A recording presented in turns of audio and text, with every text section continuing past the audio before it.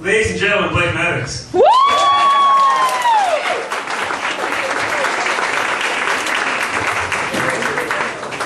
Mr. Mike Murray, ladies and gentlemen. Yay, Musician extraordinaire.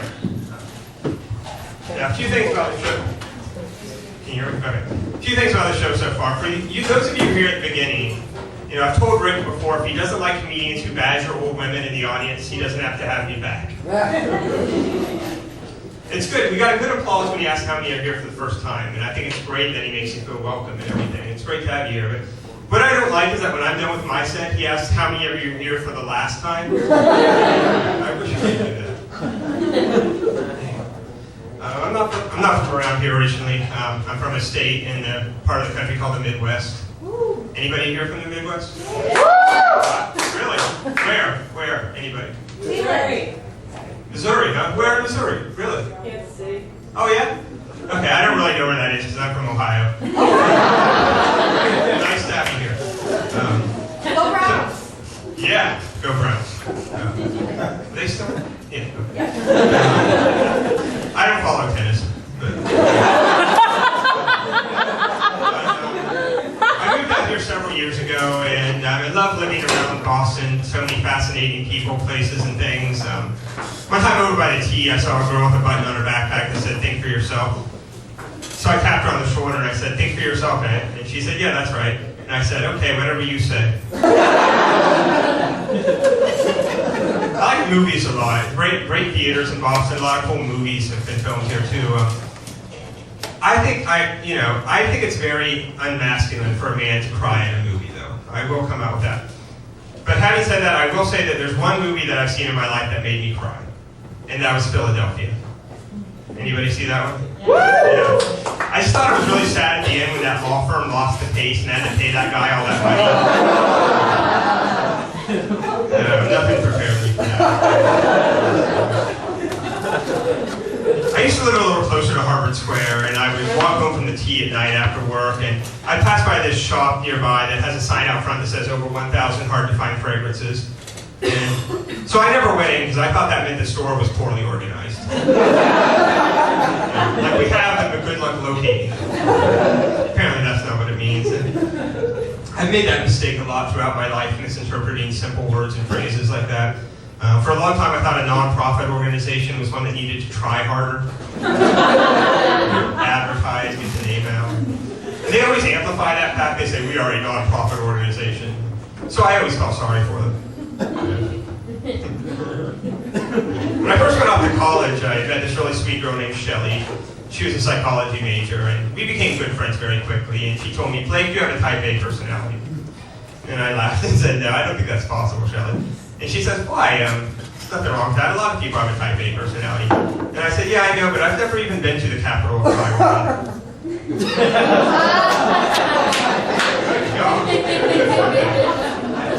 That's at least a second place for the audience who gets this. So she never spoke to me. But you have to admit, there are a lot of things we say in the English language that we say to mean one thing, but the words themselves seem to suggest a different meaning. You know, there are a lot of cliches, and I really hate to use the word cliche because it's such an overused way of describing it. Unfortunately, it's the only one we have. Like the one I'll never understand is head over heels. You know, it means you feel out of the ordinary and that you're really excited. You feel different somehow. Well, forgive me, but my head is always over my heels. You know, shouldn't that expression mean you feel perfectly normal? Everything is as it should be? Try that sometime. Someone comes up to you and say, "Hey, how you doing?" And say, "I'm head over heels." And they're like, "Really? Why is that?" And you can say, "That's the way I was built."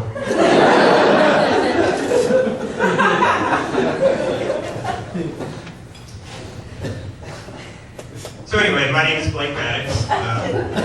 I'm doing stand-up comedy on and off, mostly off, for the past couple of years. I'm still loving every 5 to 7 minutes of it. I do have a CD available.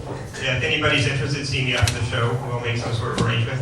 It's a Van Halen CD. 1995. I don't really listen to it.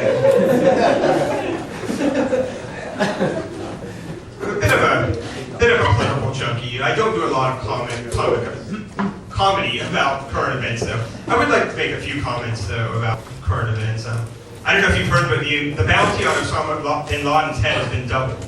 It was 25 million, now it's 50 million. And that's only because of inflation. It's been so long since the original bounty was over. It's only fair. And a few words about George Bush. I don't like him any more than I'm sure anybody else here does, but we need to lay off this idea that we're going to impeach him, which has been going on since his first term. The reason we can't impeach George Bush is that he has not violated his oath of office, which says, and I quote, "I will, to the best of my ability, protect, preserve, and defend the Constitution." And I hate to say it, folks, but I think he is doing it to the best of his ability.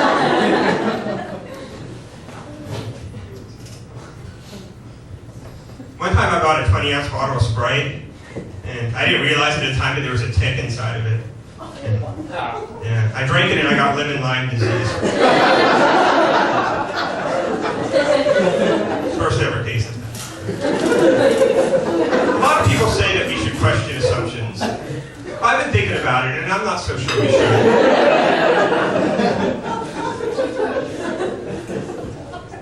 I have 2 beds in my apartment at home, but they look nothing alike because they're fraternal twin beds.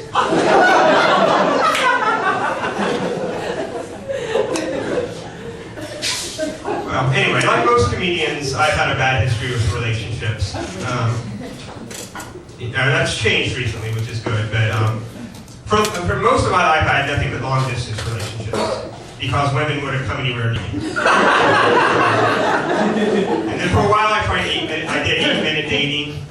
Not that I went to the restaurant or to the bars that did that, it's just that's how the longer my dates lasted.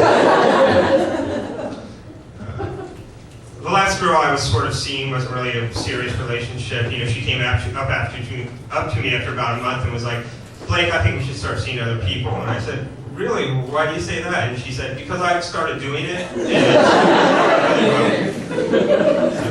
I really argue with that. But for the last year and a half, I've been dating this girl, and we've been going very well. And she's 26 years old, which is a big step for me, because last time I had a steady girlfriend, the girl wasn't even out of high school yet. And neither was I. Anyway, back to Rick James. Thank you very much.